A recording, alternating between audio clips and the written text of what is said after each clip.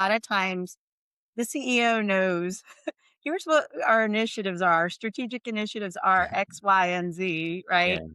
But in a really strong culture, I can go down to the front line and hey, what strategic initiative do you impact? yeah, That's when the true alignment in a business comes to play is when we have that great cascading of strategy and everybody kind of knows their part that they're doing in a business. And if you're not looking at the correct measures and you're mhm. not driving the right initiatives, it can be detrimental. So really that is a key piece to it is measuring what truly, truly matters.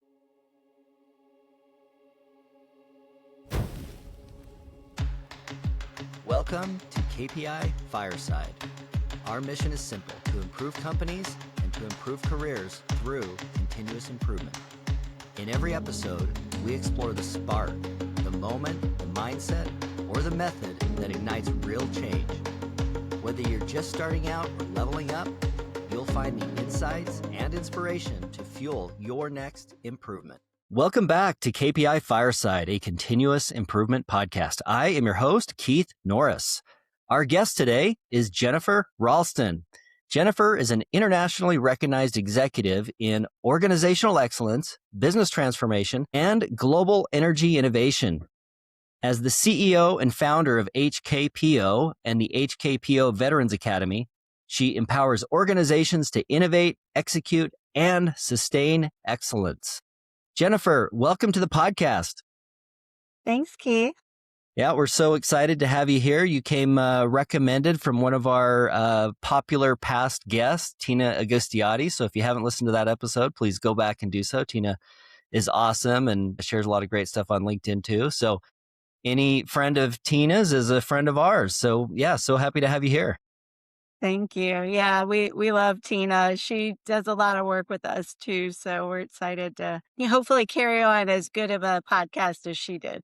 I'm sure it'll be great.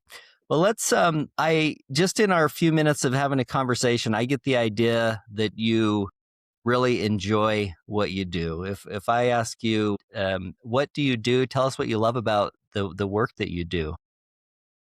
Yeah, it is funny, whenever I tell people what I do, they always kind of pause, scratch their head, and they're like, I'm not real sure what you do, but I know you do something with efficiencies and optimizing processes. And the thing is that, I look back and now it's been over 20 years that I have been problem solving. And it's just something that I'm very, very passionate about. I love to get my arms around a good problem, figure out how to fix it. So that, over 20 years now and just having fun in all kinds of areas with it. That's awesome. I'm curious, but what was maybe an early job that you had that might it was either like maybe the spark that got you into this, or maybe it was totally irrelevant. Where did you start out early in your career? Yeah, so it's funny. I was actually a pre-med student a long time ago, which I had a mentor that told me, hey, you need to try out these things and gave me a checklist, right? One of those things was being on call, which I realized right away I did not like being on call. I was on an organ transplant team at University of Maryland in their shock trauma, and that was one of my first jobs with American Red Cross. The on-call piece was something I was like, yeah, this is really going to change my life. I like to be able to separate work from, personal, and it became difficult. So I made a major pivot at that point in time. And that's when I took like my first job in process improvement with American Red Cross. And at that point, it's really just been, I've never looked back after that. So it's kind of interesting, to have that pre-med, but a passion for healthcare, but not doing anything with medical now. So you were presented with an opportunity to get involved in process improvement. How did that work? What was that presented to you? Yeah, so actually I skipped a small part of that switch which was in between the two jobs at Red Cross. I was actually auditing a lot of hospitals across the US and actually globally.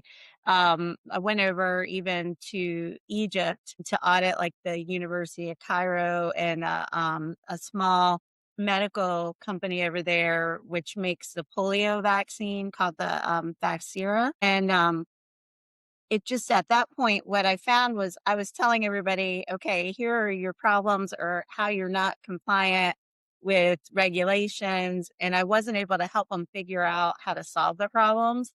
That was when I was like, all right, I really want to figure that part out. So I actually went and got my black belt certification then, and then became a master black belt. And that's when I was really doing major transformations at American Red Cross on the biomed side. So I started off really with trying to figure out like when they would throw away a unit of blood. That was a big thing. You don't want to do that. It's, Yeah. life saving product. And so I asked our senior vice president of operations what kept them awake at night. And that's what he said. He's like, I want you to fix that, Jennifer. And so that was one of my first major transformations. Of course, that was a huge strategic initiative too for Red Cross. And at that point, I was just a black belt, a Lean Six Sigma black belt, and kind of started working through that transformation of decreasing those products that would be thrown away or increasing yield. And as that became, a big success and we got some traction, then they started to say, we need more. And so then I became the director of process improvement or organizational excellence there, had a team that worked for me, other master black belts. There's often like some sort of spark, some sort of moment where somebody goes from just doing a job, we're all kind of taught to just go do a job. And then you realize that it's a job, it's a thing to actually make work better. And that for a lot of people, like, yourself, I find so many people that get into this line of work are much more passionate or excited or interested in fixing the work than just struggling with some process that is not great. Yes. Yes. And that really, what I've also found is the piece around like culture is such an important piece of it. And that strategic alignment is also so important. They're kind of the strings that pull it all together. So one of the big things that I have found, I don't want to say recently, but you kind of like in the middle point of my career was, this opportunity to transform culture and really align an organization strategically is something that some of us, that are in the industry, we're like, oh, that's easy. But a lot of times it is very hard, for organizations as they're trying to figure it out. They're not sure how to do it. They're very uneasy or uncomfortable when you use those words, strategic alignment or cultural transformation, and they get nervous, right? So our job is also to do exactly what you just said. It's make them realize this is all going to make their work, their jobs so much easier, so much simpler if we're all just kind of aligned and the culture is driving the right behaviors. And that to me was when I finally can get an organization to that point, it's really where they just all of a sudden reap major benefits and major rewards as a business. It sounds like, when you use culture like that, sometimes I think people feel like culture is this mystical, magical thing, but you being a process oriented person, I would assume that you have a little bit more of either a definition or a process for how to create good culture. Do you have a definition of culture for us? Yeah, of What, what, course, what's of the course. definition of culture that you could share with us? Yeah, so culture to me is the unique set of behavior, action, disciplines, values, beliefs that an organization really collectively has. And sometimes that culture could be moving in the wrong direction, like when we talk about things like people being power hungry or firefighting. Yeah. Other times, we have organizations that are moving in a really great direction culturally, where maybe they have a great recognition program or they're really empowering their people. So we do a lot of organizational cultural assessments as well as looking at the overall strategic alignment for organizations because that is truly like when you get to that, it's at the center of everything for a business. Yeah, it's really that I would describe culture as like it's how we do things. It's just it's kind of it's like how we do the things we do is the culture. What's the saying? Like every dysfunctional family is dysfunction in their own way. I think that I think successful companies are probably kind of similar. Like companies with great culture have a lot of common attributes, whereas there's no end to ways to have bad culture. What are some of the common attributes of what you would describe as good culture? Yeah, that's a great question. I think the biggest thing that we look for is just aspects of trust and respect. Those can be shown in positive cultures in so many different ways. I just had a conversation about, like, just simple things like when you see somebody either in a Zoom meeting or in the hallway or on the manufacturing floor saying hello, stopping and just asking, how are you? That's one way, of showing just great respect. But then there's also just simple things like if you see trash on the floor, pick it up because we have great respect for our facility and we don't want, somebody to fall on whatever that was. Then there's the trust aspect, being able to trust and empower your people to make great change for the better. Those two aspects are probably the most valuable in a really good culture. But there's a lot of other things too that we look at, with a great culture. And another part of it is the overall alignment of how things are being done in a strategic manner too. And just being able to, like, cascade strategically is important. It's when you go in an organization and you have a really strong culture, a lot of times the CEO knows, here's what our initiatives are. Strategic initiatives are X, Y, and Z, right? Yeah. But in a really strong culture, I can go down to the front line and ask somebody that's, maybe working on the machine in the manufacturing area and hey, what strategic initiative do you impact? Yeah. That's when the true like alignment in a business comes to play is when we have that great cascading of strategy and everybody kind of knows their part that they're doing in a business. You touched on two very interesting areas, the alignment and the culture piece. I want to come back to use the word respect, which I think is a great I think Stephen Covey would call it a principle, right? Like you can Yes. choose to value respect or not, but it's gonna affect you. Sort of like, you could choose to value gravity or not, but if you're a Right. pilot, you ought to learn how to value it or all those principles. So in running a business, respect, I think there's a common theme in what you might say is good culture. Respect is a pillar of like the whole lean discipline. You mentioned a couple of examples of respect for the company, the example of picking up trash. Um, Respect is such a big pillar. Is that how do you teach people what it looks like to demonstrate respect? Maybe you have some ideas Yeah. to share with us on that topic. That is a big question right there. And you're absolutely right. I can actually hear Stephen talking about the principle of trust. So, but when we talk about the respect, it's definitely also a principle. They're one and the same. It's something that is governed and timeless. Respect's always been around. Ever since we were in preschool, we've had to learn about respect. But one of the things that, when we're in business and we're trying to teach respect is we try to really do that through driving the right behaviors and expecting you to respect me. As we said way back in preschool, respect is earned, right? So we have to do the things behavior wise that will drive the correct behaviors. And so respect, trust, any of those major cultural levers are really driven in that way where we've got to behave in a way that will reciprocate it. Safety is a big one. Safety, sometimes people don't connect it to respect.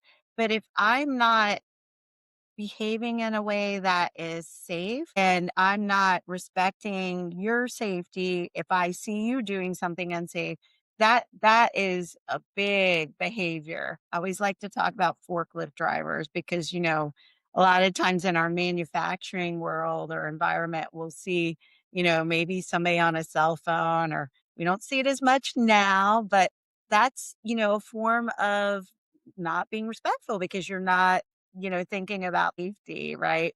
But as I mentioned too, just the simple things like, saying, hello, Keith, how are you? Are you having a good day? Those are simple things that we can all do to gain, the respect of our peers, of the people that we work with. Oh, I have two that I think are simple that I think are worth mentioning. One, turning your camera on Zoom calls is such a simple Yes. thing to do to demonstrate respect. It's so much easier to have a connection with somebody when you can see their face. I've noticed that some companies it's like totally normal that nobody ever turns their cameras on, and it always feels like, oh, it's a little bit harder to, you know, deal with that. Yeah. Another one that I just discovered, I'd say sometime in the last few years, I'd sit in meetings and sometimes you'd get people who would just annoy each other, for whatever reason. And it's hard to give somebody feedback and say, stop being so annoying, right? But the thing I remember realizing is that when two people are interrupting each other in conversation, it feels very disrespectful. And pointing out to someone, hey, don't interrupt, is actually like something that you can change. It's a behavior that you can start to be aware of. And it's interesting when some of these concepts like respect, they're so big and kind of amorphous, and you can turn it into like simple behaviors like picking up the trash or smiling or acknowledging somebody before you go into telling them what they did wrong. Yeah. Both of those examples are great. We have a rule about the camera, for our team because I most of our relationships are virtual, because we are all over the world for our HKPO team, and so if I can't see you, it's very hard to know, how are you doing? And even on our nonprofit side with the Veterans Academy, we might have 20 people in a morning sync, and we do want to know, are they doing okay? Because they're all transitioning out of the military after, 20 plus years. So we do ask everybody to have their camera on. We don't care if your hair is, up on top of Yeah. your head in a ponytail or Yeah. you're in your sweats, but we want to see your face. We want to make sure that, you're doing okay. The other thing that you mentioned about, hearing, listening, that is a skill that it's tough, when you're in a work environment. We often tell people, have big eyes, big ears, and small mouth to try to actually, listen and digest what people are saying. That is a huge form of respect. Sometimes, though, I don't know if you've noticed, but extreme extroverts like myself, it can be a little bit harder sometimes to do that active, like, stop a minute, actually listen, right? And hear what that person is saying. But that's such a big form of respect. And you also build trust with that too. Yeah. I mean, the skill of listening is one that, I'm sure we all feel like, oh yeah, I can hear, I can listen, but there's so much more to it. We had a question that we asked the other day in a company huddle. It was we have like one of our culture things is we have this little bot called Stand Up Alice that asks questions in our meetings, and sometimes we put like a random kind of culture building question like, "What's your favorite food?" Something silly, but we had one that was, "What's a skill, something that's easy for you that's hard for other people?" And one of the people on our team said, I'm good at hearing what isn't said in the conversation. And I thought, ooh, that's really Yeah. like a superpower, to listen between the lines of what they actually said. Cause yeah, that's such an Yeah. interesting one. The unspoken. That's so good. Okay. So any other tips about like, I don't know, maybe some best practices or things that you see as behavior patterns that companies with great culture tend to do? Yeah, definitely. I think the big part is that strategic alignment that I mentioned. When I go into, like, just companies that are world class, right? Some of the best in the world. And I look at what are the big differentiators. I think that strategic alignment piece that I mentioned is a big part because everybody is, going in the same direction.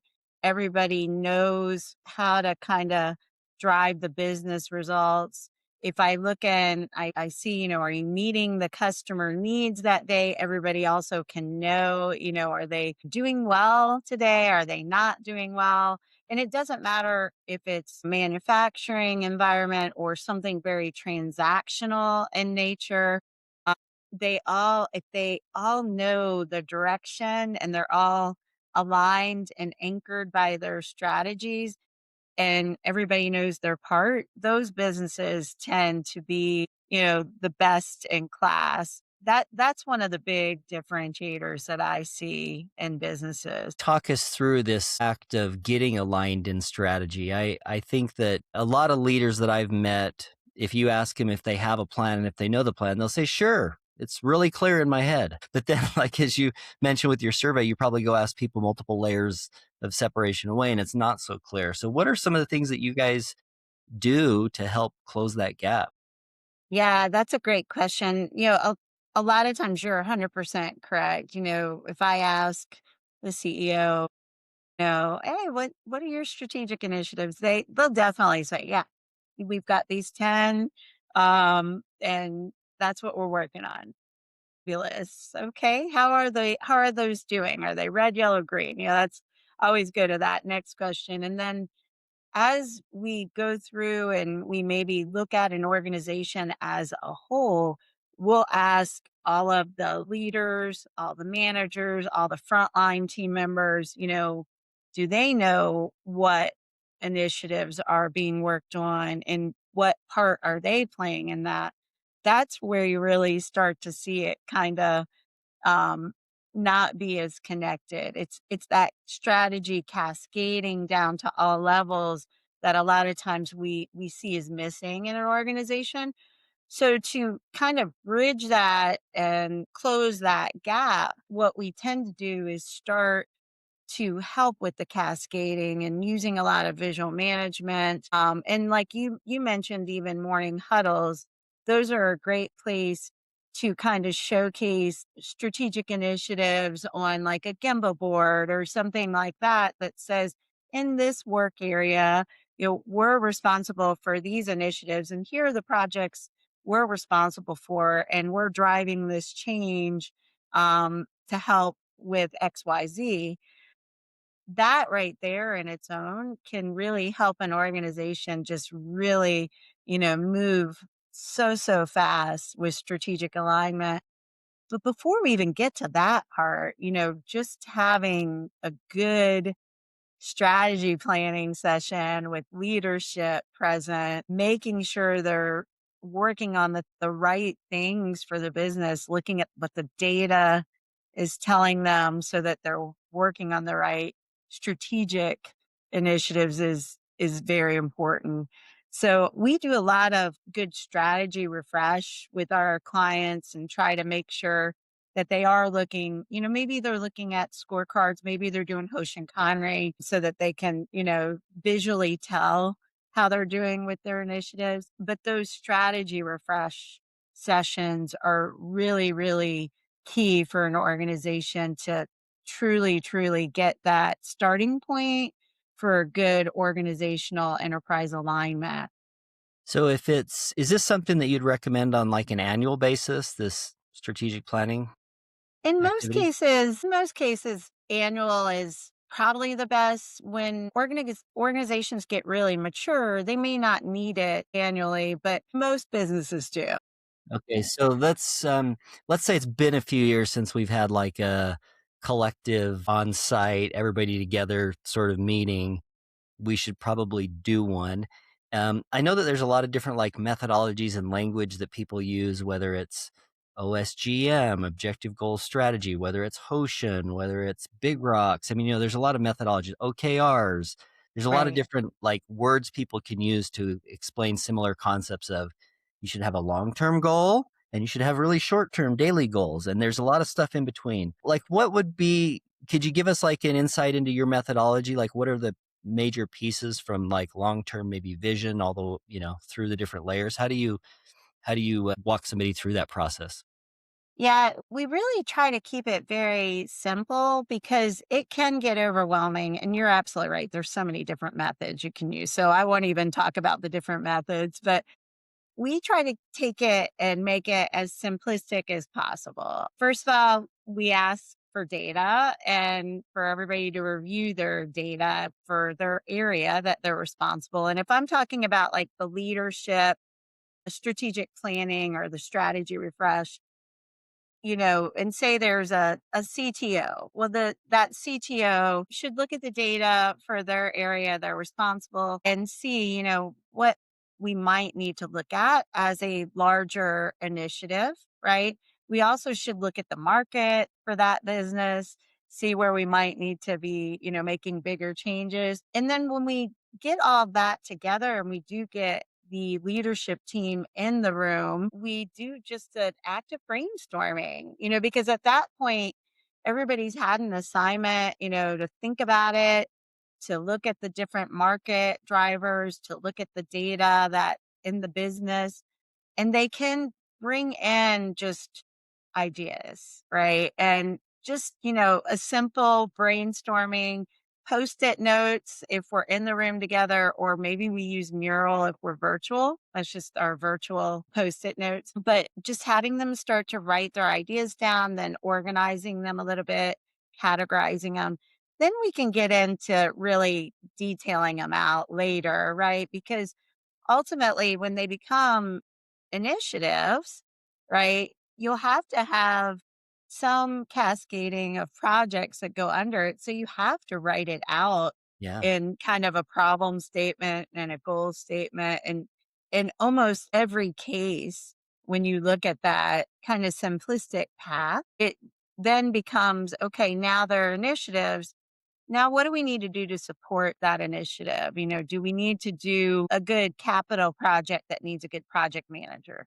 Do we need to do some Lean Six Sigma projects that really help us reduce variation or close gaps or solve big problems? Are there just do it's, Even market growth projects, those are problem solving to me. And that we've had great success using Lean Six Sigma in those areas, or those optimization, where we can use some of the savvier statistical tools, right? Or simulate processes. But overall, those then just become kind of your project hopper, right? Where you have kind of here are the things that we're going to work on as an organization, and then you can divvy those out, and make sure your capacity is Yeah. also aligned nicely. Jen, let me ask you to come back to let's focus on this, just kind of this initial meeting first. Cause I sent it, I got the idea that there's some pre-work, and Yeah. this is maybe where you guys come into a company and add value. Because if it's been a few years since I've done one of these, I don't have the repetition of doing it every day like somebody like you might have. So I could hire somebody like you to come in and say, hey, help me get this thing so that it goes well. And it sounds like you've got some questions, and I'm sure you probably have like a longer survey, but what's kind of like the big areas that you want to prod for? Yeah. I mean, the SWOT biggest analysis type stuff. Yeah, exactly. Definitely, we're doing that SWOT analysis up front, and making sure we understand that. But we're also looking at their metrics, whether their key performance indicators or however they're measuring where they're at today. But not everybody has their metrics in a very organized way. So we may have to actually spend some time doing data collection or looking at their different reports. That's where, as you know, that can be a big undertaking in its own. Yeah, I just thought of a funny scenario. Real quick, I like to explain the acronyms that we use because not everybody's totally familiar. So SWOT being strengths, weaknesses, opportunities, threats. Have you ever sat in one of these meetings, Jennifer, where you were helping facilitate and there was an argument over which metrics we should measure Yes, or yes, which version of the absolutely. metric? Absolutely. Absolutely. Yeah. And, we do bring out the book, Measure What Matters, Yeah, quite a bit. yeah. That is a good one. So it is very common, right? But if we go back to what we were talking about earlier with culture, right? We want to measure those key metrics that are going to help us to also align the behaviors that we want to drive, right? So that we're shaping the culture in the right direction. And people, will try to measure, as I'm sure you've seen, they'll try to measure way more than they need to. So a lot of times we do have to like bring that down to and simplify, what do we really need to measure to understand what strategically is going to move the dial for the business or move the lever for the business and get you where you want to be. You know, we have several clients that want to increase market share, grow their business globally. And when you're in that situation, if you're not looking at the correct measures and you're not driving the right initiatives, it can be detrimental, right? So really that is a key piece to it is measuring what truly, truly matters and not trying to boil the ocean on what you're measuring because you can get stuck in that and it can move you backwards instead of forward. When you do these initial surveys and audits, I'm guessing that, you uncover a lot of different things, but there's probably some patterns, I guess, that you might come across inside organizations that are, I don't know, like, okay, before you worry about getting to the moon, you got to stop fighting with each other or something. What are some of the ones that are maybe like very foundational? Like you got to get this stuff before you're going to. Top of mind, like the biggest gap that we typically see is just having true what we call standard work. And that's the one best way to do your job that is going to also be the most simple, right? And a lot of times, organizations they'll point to like a SOP or a very detailed procedure, which has every twist and turn you can think about in a process, right? Whereas standard work is, here's what you're doing 80% of the time. And here's the best way to do that. It's very visual, it's very simple. I always like to tell the story about back at Red Cross, where we would have volunteers that might have worked in our blood drives, might be my grandmother that's working in the reception area. That is the simplest form of standard work. If my grandmother can pick it up, and follow it in the reception area at a blood drive, then she's actually the gatekeeper of a regulated process, right? And if I think of it that way, like that is true standard work. That's what we see most of the time is lacking in an organization. I could probably go on, but I'll pause No, there. this is a great topic right in the wheelhouse of stuff we like to get into. I have two favorite questions that my team hears me ask so often is, do we have a process and are we following the process? Not to say that we should blindly follow processes, but I also like to know if we have a process and we're not following it, there's usually a reason why. And it might be because we don't believe in the process, we forgot about the process. So interesting. One question I'd love to ask you about related to standard work is I sometimes get the question like, how detailed should standard work be? Yeah, that's a great question too. What's your So advice on that? yeah, so way back, I actually went to McDonald's University to Awesome. look at if you think about McDonald's, right? I'm not Huge scale. promoting yeah, not promoting their food because it's not healthy, but but if you go to a McDonald's in the US or the Middle East or wherever, their hamburger is always the same, right? Maybe there's a little special sauce if I go to one in Korea to just go over to Korea and try it out a hamburger over there with my son, but they're consistent, right? So we actually looked at like their standard work and replicated a lot of that. And it's just a simple one-page visual document, has the workplace design and layout. What should that area look like with all the principles? around visual management, has maybe a list of materials and equipment needed in that work area, and then just a sequence of events, not all the what ifs, right? But here's what happens. About 80% of the time in this process, here's the sequence of events. And this is the simplest way to get this job done and the best way, right? Very, very simple one page document. We actually package that standard work template in all of our training courses because so many people have a hard time just trying to visualize what it looks like. Just Yeah. a real simple visual tool there. Yeah, it's so interesting.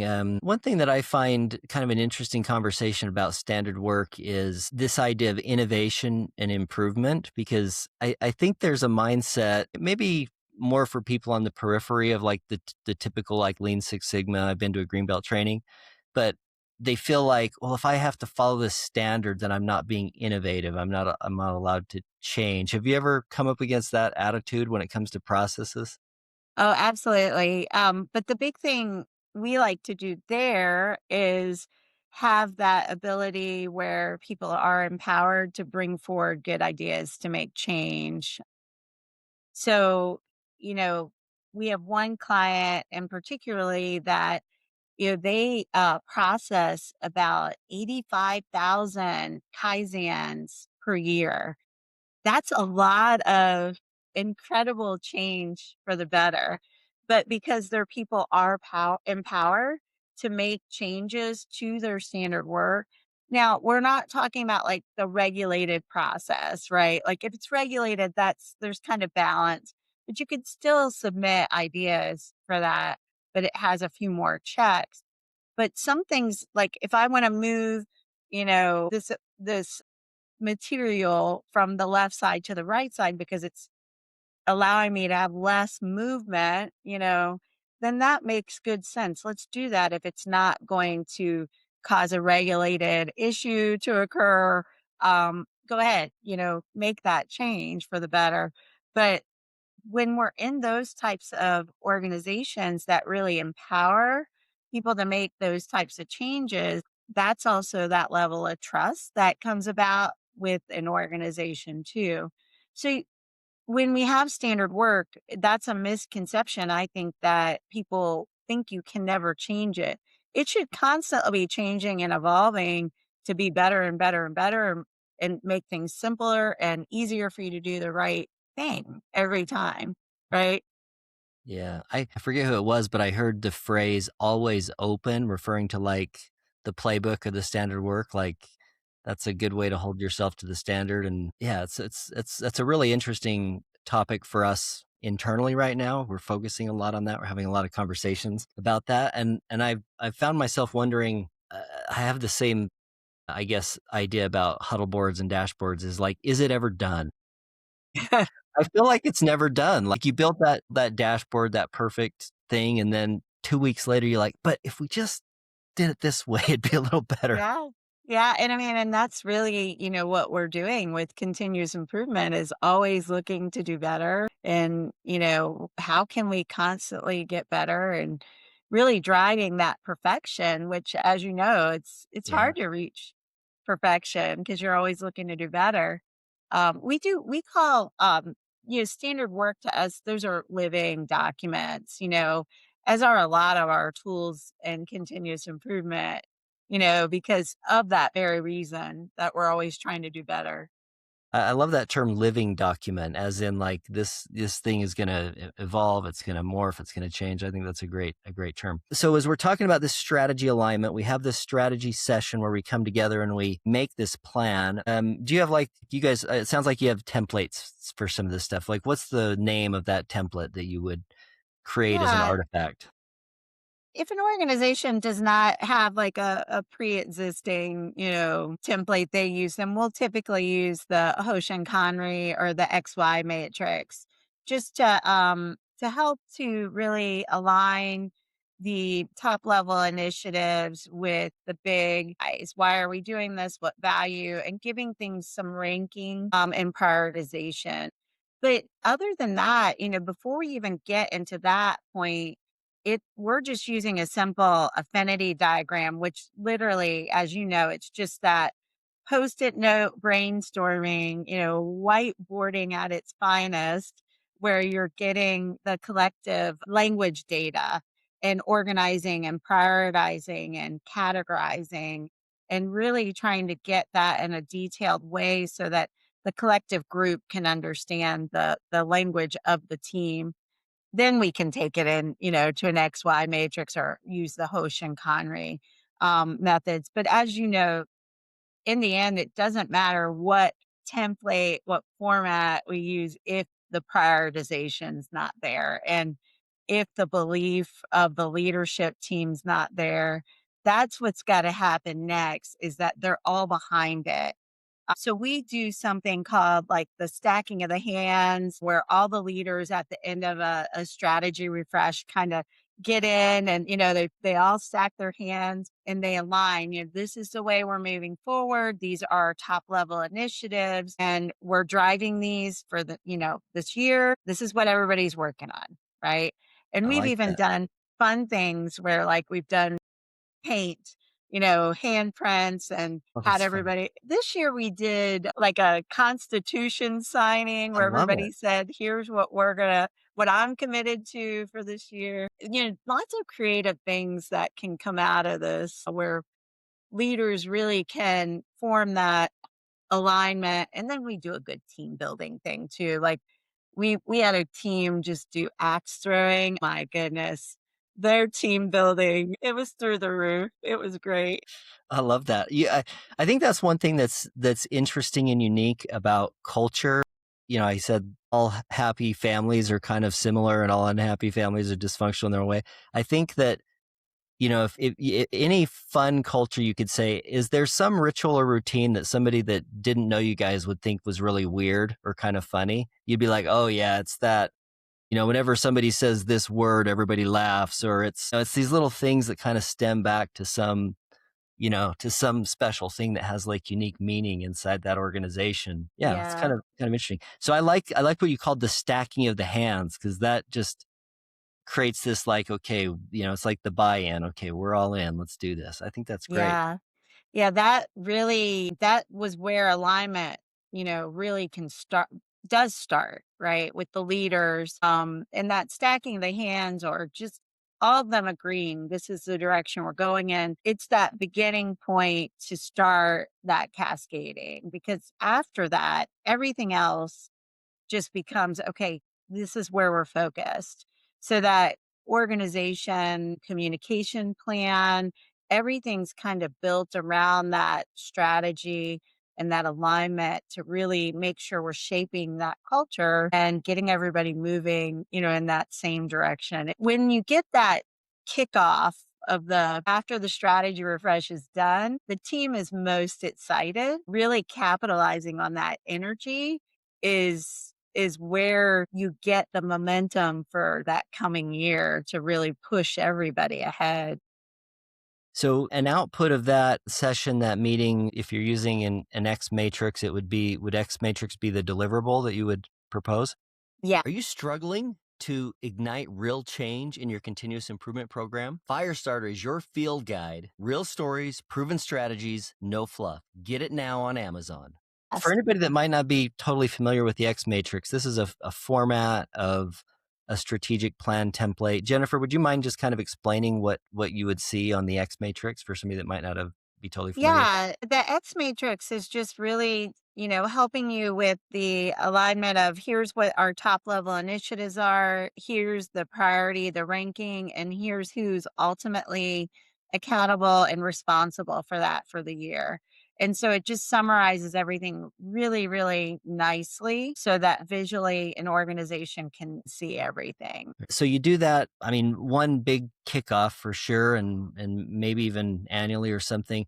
How frequently, in terms of like the companies that are doing it really well, how frequently do they then get together or have some accountability to that plan? Quarterly, monthly? What do Yeah, you see as best practice?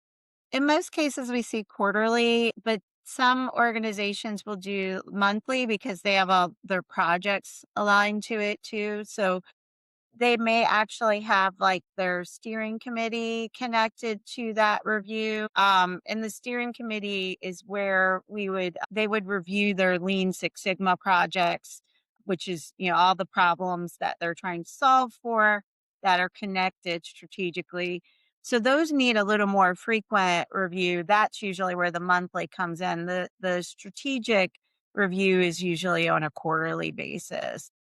Excellent. Excellent. And you guys, the coaching consulting that you guys do, it sounds like you help facilitate some of the strategic planning sessions. Do you guys do stuff in the other frequencies, the quarterly review? I mean, maybe I'm guessing you teach people how to set up even things like daily huddles and that kind of thing. Yes, absolutely. So any of the implementation of continuous improvement, we definitely help to our clients to do definitely daily huddles. Could be even just setting up an infrastructure like a steering committee that can function properly in training, champions or sponsors that can do some of those project reviews too, because the infrastructure behind all that is really key to the sustainment of the culture and the process and everything that they'll have just spent all that time doing. So that is very important to have the infrastructure behind it. So a lot of that is coaching and coaching at a lot of different levels. I may coach the CEO or I might coach the director of continuous improvement, the director of manufacturing, supply chain, whatever it may be. Or we might be working with like frontline team members that are doing green belt projects or lean practitioner projects or at all different levels, just simple A3 projects that are probably, one Yeah. pagers, right? So we do a lot of coaching at various levels as well. This is probably one of those it depends type questions. So, but when it comes to like organizing and managing the pulling together of that strategic plan down to the various different cadences, who does that work usually fall to? Like if you can go in and have a blank slate and say, this is how you should set it up, what would be your advice for how somebody should structure that execution part of it? Yeah, that takes a collective team for sure. As I kind of look at organizations at the most accountable point for that strategic plan. I mean, that is the CEO in most cases, but as you know, I mean, that takes such a collective team to own all of the strategic plan and make sure accountability from top to bottom is really happening. That is one of those big cultural behaviors though that you have to see from the top, and that it is truly expected at all levels. So that is driven by that highest level. CEO's got to walk the talk, right? Yeah. And make sure everybody's accountable for all the parts that go along with the strategy plan as a whole. Even communications is such a key part of driving strategy because they're consistently messaging, here are the things that we're focused on this year. Yeah. So that it's just such a team sport for all of that. Well, Jennifer, let's move into a little section we like to call the rapid fire. These are just, kind of short phrase answer type questions. The most important job of a leader is to blank. Strategically align the organization. Do you have a favorite go-to problem-solving tool or visual device that you like to turn to? Yeah, it's definitely a toss up between the affinity diagram, the SIPOC, and of course, hypothesis testing.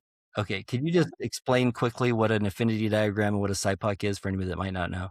Sure. So, affinity diagram is just when you organize brainstorming and collective group thoughts. SIPOC's just a 50,000-foot view of a process, and hypothesis testing is just statistics. So, I will save that one for another day.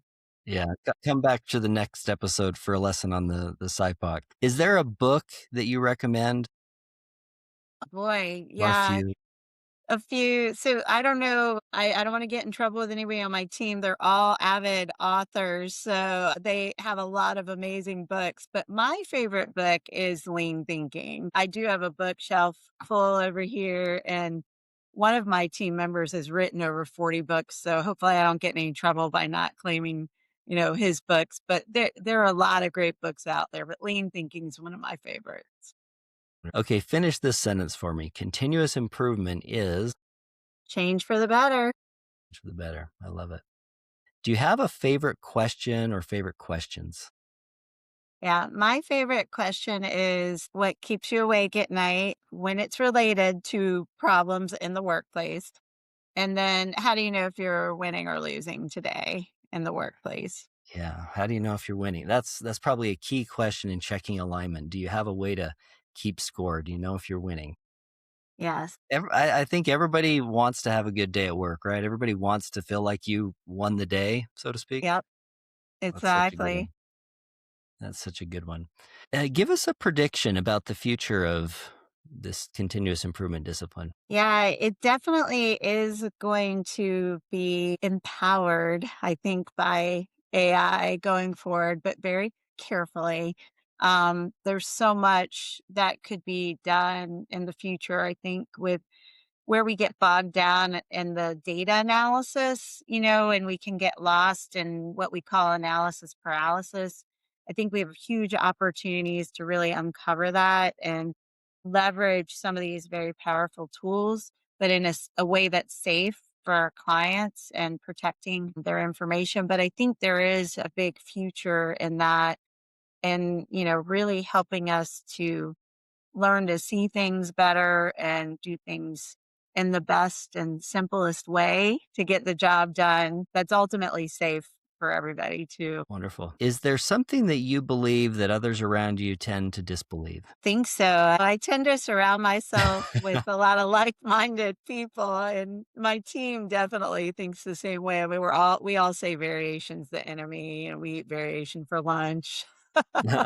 Those we had hats made with that, but I think, most people see things in a very similar way, even if you have to say it a little differently.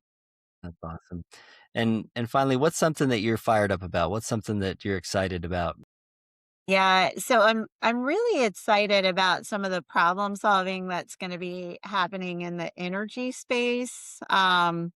We're actually doing here in March, we're going to be doing a little innovation brainstorming session with a group in Washington, D.C., and getting them to think about how might they use like the energy grid differently and really getting them to think outside of the box. I'm really excited about that. So that's something that is coming up in March. I'm super excited about that. Another thing I'm really excited about is just the work we're doing with our transitioning service members, empowering them at the end of their military careers and really getting them to be the next leaders in different organizations because they have so much skills that they can bring forward into civilian roles. Drill in just a little bit more to the work that you're doing with the veterans there, because that's another portion of your business that we didn't talk too much about.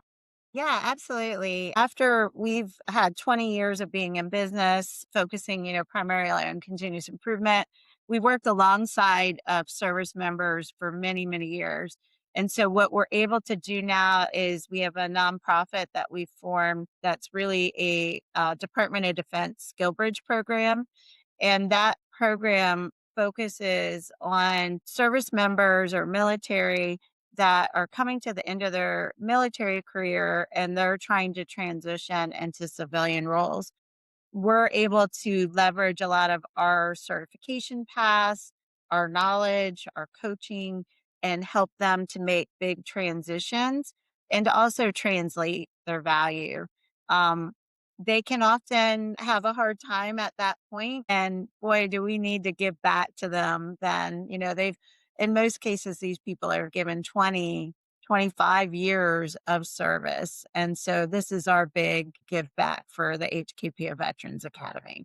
Well, congratulations. That's awesome. Appreciate that. Yeah, thank you. Well, Jennifer, this has been an awesome conversation. I'm super happy that we got a chance to talk and get to know you a little bit better. For anybody that wants to follow up, do you want to share a website or what's the best way to get in touch with you? Sure. Our website's gohkpo.com. Lots of great information on there, lots of great case studies, all of our training. And even we're offering a free yellow belt Lean Six Sigma Yellow Belt training on March 6th for all veterans. And so I'll just put a plug in for that. But yeah, our website's the best way to get in touch with us. And we also have our email, just info@gohkpo.com. Thank you so much for joining us today. It's been a real pleasure. Likewise, Keith. Appreciate your time. You bet. You bet. For our listeners, if you'd like to suggest a guest, ask a question, or give us any ideas for episodes, you can reach out to me, Keith Norris, on LinkedIn. And this concludes this episode of KPI Fireside, a continuous improvement podcast. If you've enjoyed today's episode, please be sure to add a comment.